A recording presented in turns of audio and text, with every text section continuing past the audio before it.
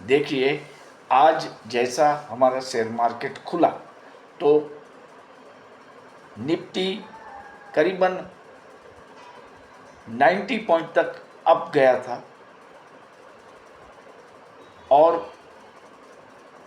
Bank Nifty भी green में था। लेकिन बाद में क्या हो गया कि ये जो हमारी तेज़ी थी वो सस्टेनेबल क्यों नहीं रही। तो देखिए, मैं आपसे हर वक्त ये संवाद करता हूँ कि न्यूज़ फ्लो का इम्पैक्ट बहुत ही होता है स्टॉक मार्केट पे। न्यूज़ फ्लो के आगे सब चार्टिस्ट कैंडल्स फेल हो जाते हैं। तो न्यूज़ फ्लो वैसे तो बड़ा जो हमारे सामने प्रॉब्लम है इज़राइल ईरान के बीच का तनाव, लेकिन उससे भी हमारे लिए एक ज़्यादा तनाव आ चुका है और वो है एमपॉक्स नामक एक बीमारी का। ये बीमारी दुनिया भर में फैल रही है और आज हमारे केंद्रीय हेल्थ मिनिस्टर श्री नड्डा साहब ने एक स्पेशल मीटिंग बुला के सिचुएशन का जायज़ा लिया, क्योंकि वर्ल्ड हेल्थ ऑर्गेनाइजेशन जिसको WHO कहते हैं उसने एमपॉक्स की बीमारी को public health emergency of international concern घोषित कर दिया। तो ये तो बहुत बात हो गई, पेंडेमिक जैसा ही माहौल बन चुका। और फिलहाल over 1 lakh cases of mpox हमारे दुनिया के करीबन 116 कंट्रीज में पाए गए हैं। 200 से ज़्यादा मरीजों की मौत भी हो चुकी है और अभी ये जो बीमारी है वो पाकिस्तान और फिलीपाइंस तक पहुंच गई है। पाकिस्तान में अब तक 3 केसेस एमपॉक्स के मिले हैं। तो अब हमारे आरोग्य विभाग को रेड अलर्ट दिया गया है। हालांकि भारत में मंकी पॉक्स के करीबन 30 केसेस मार्च 2024 में, मतलब आज से 5 महीने पहले पाए गए थे। फिलहाल अभी कोई केस भारत में नहीं है, इसीलिए तो हमारा जो इंडिया विक्स है वो नॉर्मल रहा है। अभी वो करीबन 14.32 पॉइंट पे चल रहा है, उसमें मामूली सी गिरावट आई है। भारत के लिए कोई तत्काल प्रॉब्लम नहीं है, लेकिन फिर भी अभी सरकार ने हमारे सभी एयरपोर्ट, बंदरगाह को अलर्ट कर दिया गया है, क्योंकि ये वैसे मानिए तो एक इम्पोर्टेड डिसीज़ है।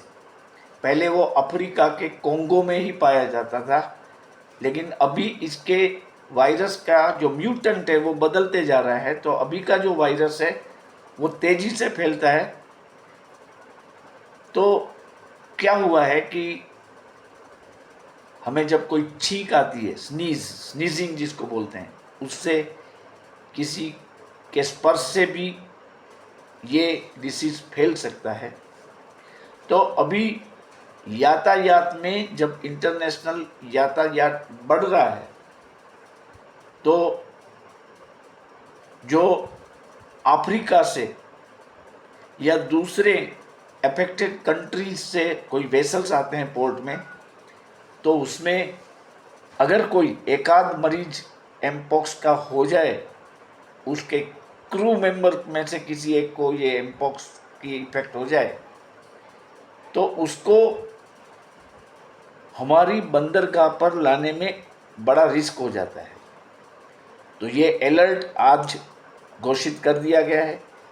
इतना ही नहीं, अस्पतालों में इमरजेंसी आइसोलेशन वार्ड बनाना भी शुरू हो गया है।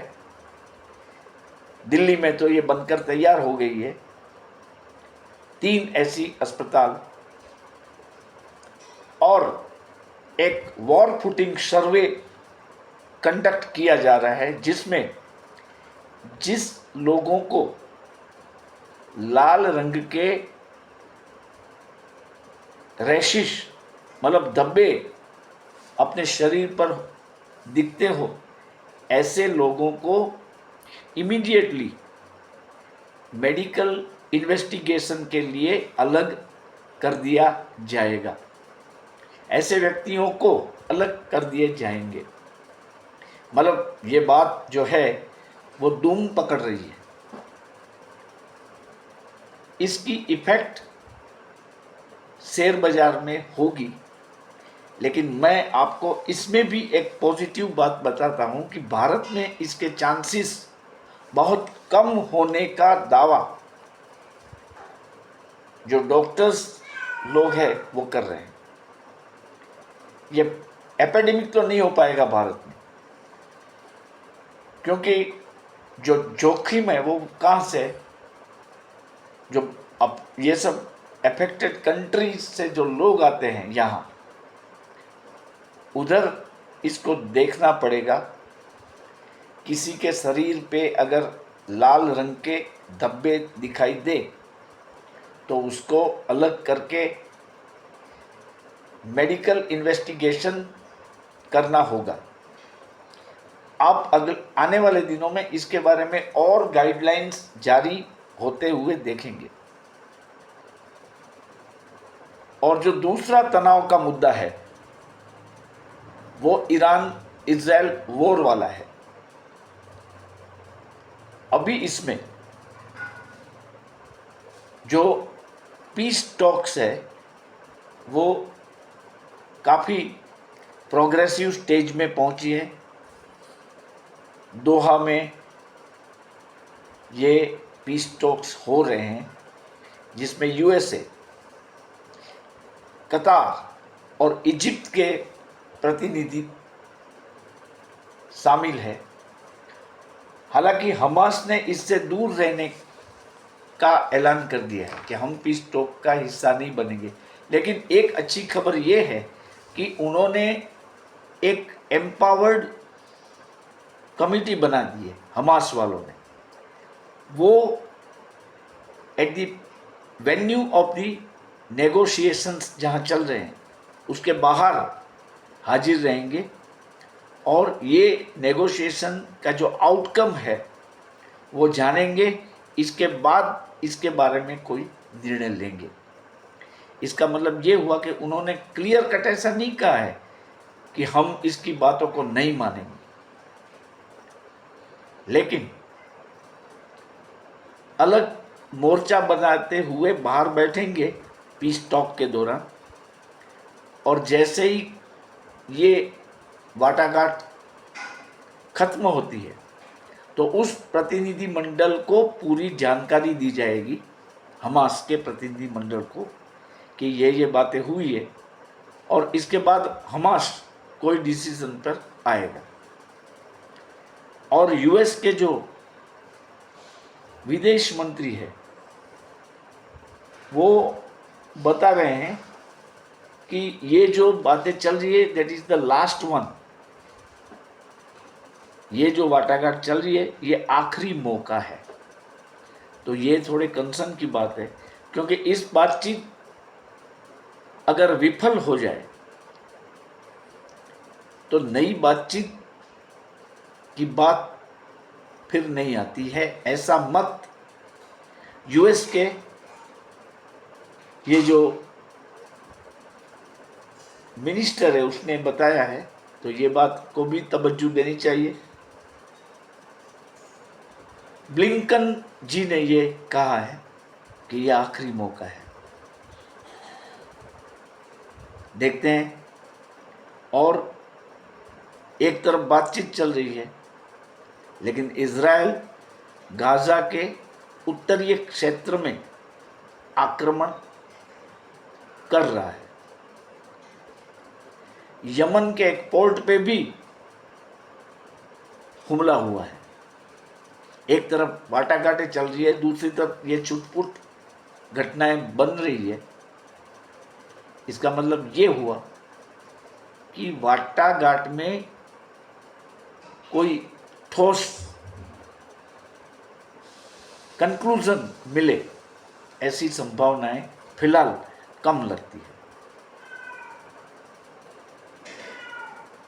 इतना ही नहीं, अमेरिका ने अपनी नावल फोर्स का 1/3 हिस्सा मिडल ईस्ट में भेज दिया है, ताकि वो अपना प्रेशर बनाए रखे ईरान पे और लेबनान में। और एक अच्छी बात यह है कि क्योंकि अमेरिका में नवंबर में इलेक्शन होने वाले हैं यूएस प्रेसिडेंटशिप के, उधर लोगों को ऐसा लग रहा है कि पिछले 10 महीनों से इज़राइल जो नरसंहार कर रहा है उसको रोकना जरूरी है। अमेरिका इज़राइल का समर्थन करता है, तो ये एक एंटी गवर्नमेंट थॉट अमेरिका के लोगों के माइंड में बैठा है कि इज़राइल को आप रोकिए। तो इसके कारण और इलेक्शन के चलते अमेरिका के जो टॉप प्रेसिडेंशियल कैंडिडेट्स हैं या उससे जुड़े हुए हाई ब्यूरोक्रेट्स हैं, वो पूरी मेहनत करके इस मिडल ईस्ट क्राइसिस को समाप्त करने के दिशा में अपना प्रयास करेंगे। ये बड़ी पॉजिटिव बात है, क्योंकि उनके लिए कंपल्सन है कि भाई नवंबर में तो इलेक्शन है। और अगर लोग ऐसा कहते हैं कि भाई इज़राइल को आप कुछ कहो कि भाई इतना नरसंहार न करे, तो हो सकता है कि इलेक्शन के चलते अमेरिका एड़ी चोटी एक करके इस क्राइसिस को एटलीस्ट फॉर ए टाइम भी ऑन होल्ड रख सके। और जैसे जैसे वक्त गुजरता जाएगा, जो खुन्नस है इज़राइल के माइंड में, ईरान के माइंड में, हमास और हिजबुल्लाह के माइंड में, वो कम होता जाएगा। वैसे भी कहा गया है कि time is the best remedy for every misery. तो इसके बाद हो सके कि इन लोगों को भी ऐसा लगे कि भाई ये लोग मरते हैं, ऐसा नहीं करना है, और ये वॉर को एवॉर्ड कर दिया जा सकता है। लेकिन फिलहाल इसके बारे में जो अनिश्चितताएं हैं उसके कारण बाजार में सफोकेशन हो रहा है और मार्केट गिरती है। लेकिन ऐसे मुद्दों को, मतलब ऐसे नेगेटिव न्यूज़ को मुद्दा बना के ऑपरेटर्स जो है वो अपनी जाल बिछा देते हैं। तो हमें क्या करना है, ये जो प्रॉब्लम्स जो है उसको सोल्व करने में, बाजार का रुख को जानने के लिए हमें क्या करना है। देखिए, कल ट्यूसडे है, आज डाउ जोन्स अच्छी तरह से बढ़त के साथ चल रहा है। नास्डेक में भी मामूली सी बढ़त है और हमारा गिफ्ट निफ्टी भी बढ़त के साथ ही चल रहा है। तो कल भी बाजार मामूली गैप अप के साथ खुलेगा। लेकिन इस सिनेरियो में मैं आपको जो बार बार बोल रहा हूं कि आप सीधा न कूदे बाजार में, देख लीजिए एक्चुअल क्या होता है, उसके बाद ही आप ट्रेड लें। लेकिन अच्छे शेयर्स को इकट्ठा करना मत भूलें। आप जितनी भी क्वांटिटी ले सके, 1 से लेके 1000 तक या 5000 तक, depending on your wallet size, आप इसको इकट्ठा करें, लें। क्योंकि यूएस फेड का डिसीजन जो सितंबर में आना है, वो एक गेम चेंजर होगा।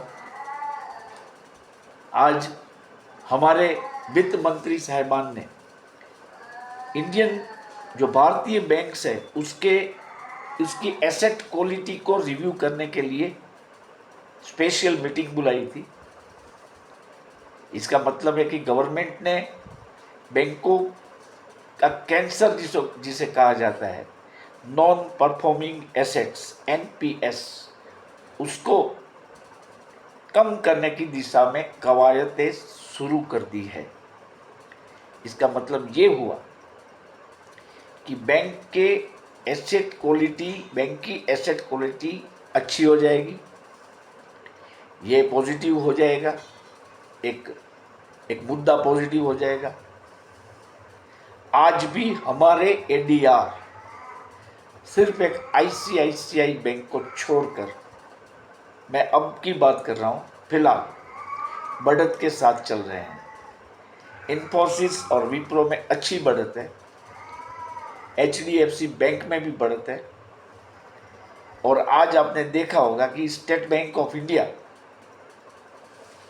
भी बढ़त के साथ बंद हुआ। जो भी बढ़त हो, जब बढ़त ही बढ़त है, वो 0.2% हो या 0.3% हो, लेकिन अल्टीमेटली ये बढ़त है। मैंने रिलायंस के शेयर के बारे में बात की थी, कल उसका भाव 2956 था, आज वो 2995 तक गया, फिर जो भी बंद आया पता नहीं है, लेकिन शायद 2981 या 80 तक वो बंद आया होगा। तो ये बड़ा है। ओएनजीसी भी बड़ा है, जो कि कल मैंने बताया था, और ये शेयर में खास करके रिलायंस में अब अच्छी तेजी आ सकती है। आप 3000 के स्ट्राइक प्राइस वाला रिलायंस का ऑप्शन देखें कल। अगर आपको ऐसा लगे कि नहीं ये लेने जैसा है तो ले लीजिए, लेकिन अब इस एक्सपायरी के मतलब अगस्त एक्सपायरी के चंद दिन ही बचे हैं, तो आप इसको ध्यान में रखते हुए ऐसे अगर कॉल ले तो इसको सेम डे स्क्वायर अप करने के बारे में तैयार रहें, कैरी फॉरवर्ड मत करें इस सिनेरियो में, इसमें आपकी नुकसानी बढ़ सकती है।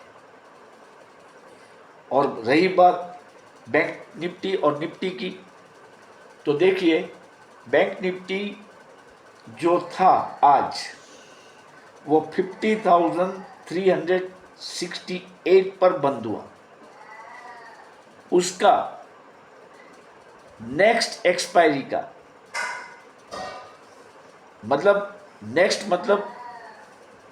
28 अगस्त वाला कॉल 50,300 की स्ट्राइक प्राइस का आप ले सकते हैं, क्योंकि पहले मैं बता चुका हूं, पावेल साहब का जो बयान आएगा, जो स्टेटमेंट आएगा, वो इम्पोर्टेंस रखता है, और बैंक ऑफ जापान का जो इंटरेस्ट रेट के बारे में जो मीटिंग है उसका भी आउटकम आ जाएगा 28 तारीख तक। और निफ्टी का आप 24,400 का कॉल ले सकते हैं, वो भी नेक्स्ट एक्सपायरी का, मतलब 29 अगस्त का आप लेंगे। और आप देखिए बैंक निफ्टी के ऑप्शंस के प्रीमियम महंगे हैं और निफ्टी थोड़ा सस्ता है। जैसे मैं जिस कॉल की बात कर रहा हूँ वो आज 306 का उनका भाव था।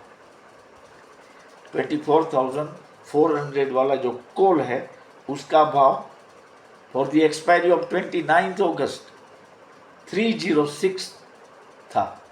कल आप इसको देखने के बाद अगर परचेस करेंगे तो इट इज़ लाइकली कि ये इससे भी कम दाम में आपको मिल जाएगा, क्योंकि इसमें हमें उसमें हमें एस्टीनेस नहीं दिखाना है, क्योंकि हमारे पास दिन पड़े हैं काफ़ी। आप देखिए कितने कम दाम तक आप ले सकते हैं, फिर वो लीजिए, लेने का सोचिए। लेकिन बैंक निफ्टी का जो 50,300 वाला कॉल है 28 अगस्त की एक्सपायरी वाला, वो 580 रुपीज़ में आज मिल रहा था during the last minutes of the trading session. तो वो कल आप देखिए बैंक निफ्टी कहाँ खुलता है।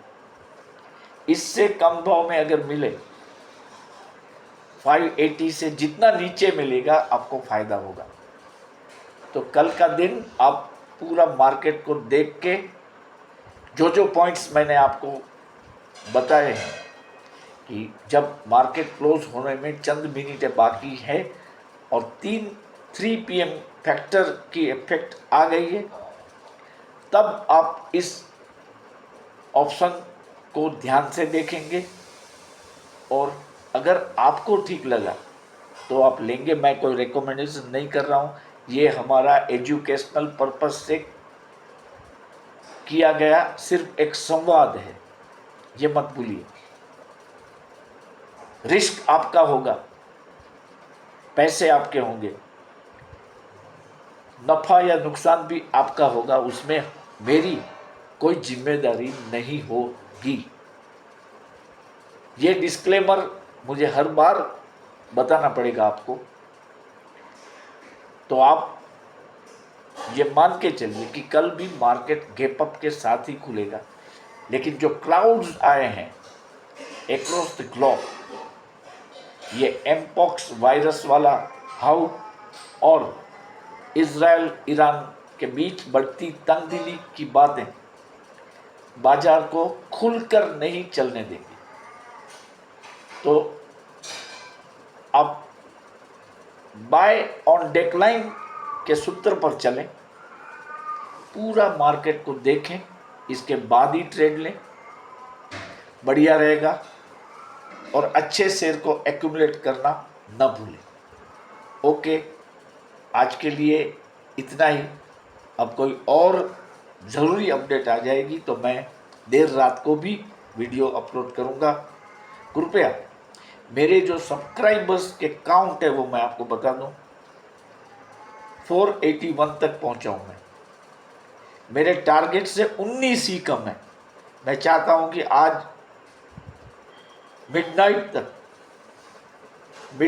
तक मेरे 500 सब्सक्राइबर पूरे हो जाएं, तो मैं खुश हूँगा कि रक्षाबंधन के दिन मेरे 500 सब्सक्राइबर पूरे हो गए, जो कि मेरा टारगेट था कि रक्षाबंधन के दिन तक 500 सब्सक्राइबर्स मेरे पूरे हो। मैं आशा करता हूं कि आप मेरे इस टारगेट को अचीव करने में मेरी हेल्प करेंगे और बाकी के 500 सब्सक्राइबर सावन के जो 15 दिन बचे हैं उसमें मेरे हो जाएं, इसमें आप मेरा सहयोग करेंगे, ये मुझे विश्वास है। और मैं आज मध्य रात्रि से पहले 500 सब्सक्राइबर्स पूरा करना चाहता हूं। आप कृपया मेरा वीडियो पूरा देखें ताकि वॉच टाइम भी इसके अकॉर्डिंग बढ़े। आशा करता हूं कि आप मेरी बात समझेंगे और सपोर्ट करेंगे। ओके, जैसे कोई बड़ी अपडेट आएगी हम फिर मिलेंगे। Thank you.